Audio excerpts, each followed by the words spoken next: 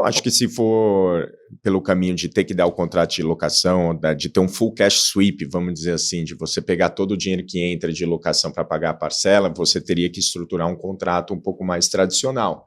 Mas, não necessariamente, a gente tem tanta gente que aluga por 3 meses e acaba ficando 20, entendeu? Tem esses dados também, né? Do cara que fica mais tempo, tanto da taxa de ocupação, né? Que isso ajuda também. O cara fica 3, daí ele sai, daí entra um outro cara de 12. Esse fluxo todo, enquanto não pagar o financiamento, ele seria alimentado para amortizar o...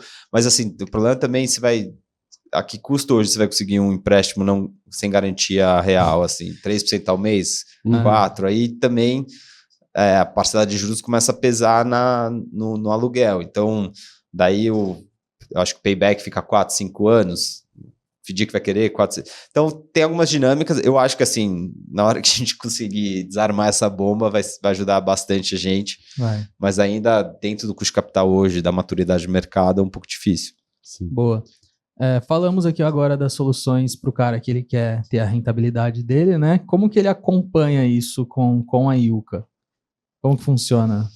A gente tem um portal do proprietário, que é uma área, ele entra proprietários.yuka.live, ele faz o login dele, e lá ele tem como se fosse um painel de controle de todas as informações do apartamento dele. Ele consegue acessar os contratos, então ele baixa o contrato de locação, e aí ele tem todos os relatórios operacionais, saber como que está a ocupação, financeiro, o resultado dele, quais foram as linhas, notas fiscais de serviços que foram prestados na unidade dele.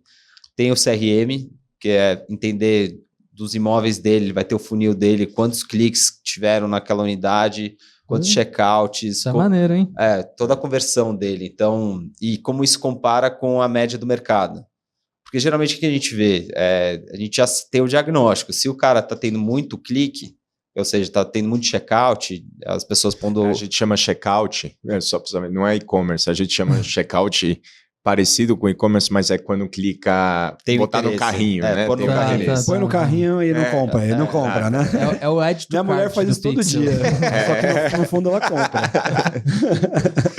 Então, daí do checkout, daí a gente tem todos os históricos de conversão desse funil, então a gente sabe, se dali não foi... Daí o cara vai fazer visita, daí tem uma quebra na visita, já sabe que talvez é um problema do imóvel físico. Então a gente consegue já dar um diagnóstico proprietário e fala, a gente tem que fazer isso, tem que adaptar. Então ele tem o CRM e daí ele tem a performance dos anúncios mesmo, que aí é quantos cliques no dia teve em cada anúncio dos imóveis dele, e tem uma previsão de, você está tendo 2 vezes mais cliques do que a média, provavelmente vai alugar em 15 dias. Uhum. Legal isso. E aí, quer falar primeiro para os corretores ou para as incorporadoras? Que eu acho que vai ter os dois lados ainda também. Vamos para os corretores, né? Corretores? Como que funciona a parceria que vocês fazem com corretores? E eu acho que dá até para estender com marketplaces, talvez, né? Sim. Tá. Quer contar? O corretor, assim, até então, a gente começou uma plataforma de locação. E um dos canais que a gente usa em direto são corretores que têm os moradores que querem alugar com a gente remunera eles na indicação. Então, tem um closer nosso responsável só para relacionamento com o corretor, que ele trabalha à base de imóveis para locação. Então, remuneração típica de locação. Só que na hora que o institucional... A gente começou com a plataforma institucional. E aí... com juros mais altos, institucionais começaram a querer vender o portfólio deles. Então, a gente, junto disso, e também sabendo das incorporadoras, que elas têm também esse estoque para vender, a gente está lançando agora o nosso produto de compra e venda, que é pegar esse estoque exclusivo nosso, que são dos clientes institucionais, mais coisas que a gente consiga originar das incorporadoras descontados, e oferecer ao mercado. A forma... Com a garantia Yuka de operação e de que está comprando a um bom preço. Né? Exato. Então, você vai ter todo lá o papel, você vai ter todas as informações, isso aqui vai alugar por tanto, tal. E a gente pretende usar o mercado de corretores para fazer essa distribuição. Então, a gente ainda está estruturando o modelo de parceria, como que a gente vai fazer esse onboarding desses corretores, mas a ideia é trabalhar com todo mundo para ajudar, até a gente está cogitando fazer uma estrutura de clube, então deve ser um site fechado, que você se cadastra, a gente aprova o cadastro, para a gente dar vazão a essas oportunidades exclusivas que a gente consiga originar pelo nosso networking e know-how.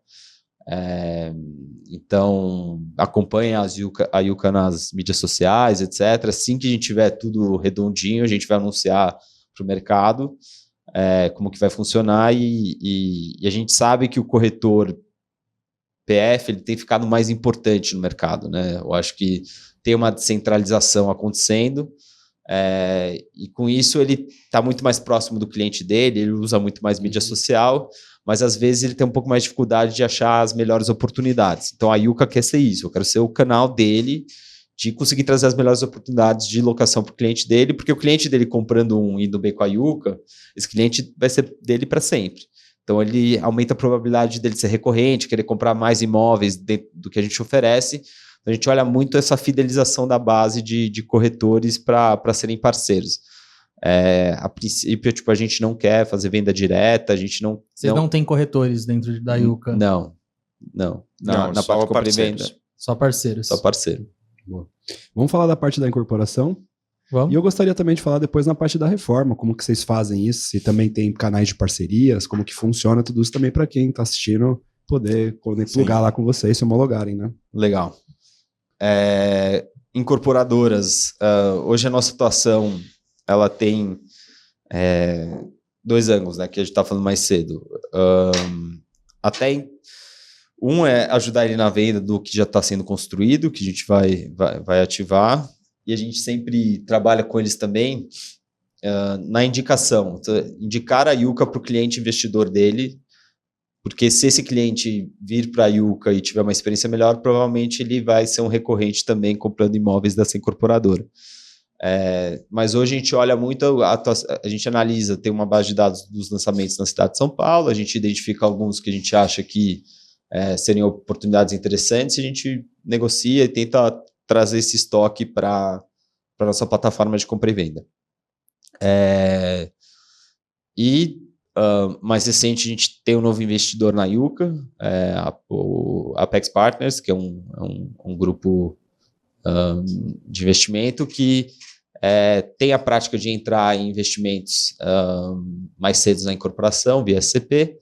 Então, provavelmente, nos próximos meses aí, a gente lance a ideia é lançar prédios já com a marca Yuka embarcada. A gente traz os investidores através da SCP e esses prédios são prédios que já vão sair aprovados em toda a nossa solução de locação. Então, é exatamente isso. O que é melhor? Você fazer um quarto-sala de 35 metros quadrados ou um de 42? A gente acho que tem um modelo do 35 que a gente sabe que vai pegar o mesmo aluguel do que o 42. Então, vai remunerar mais no metro quadrado.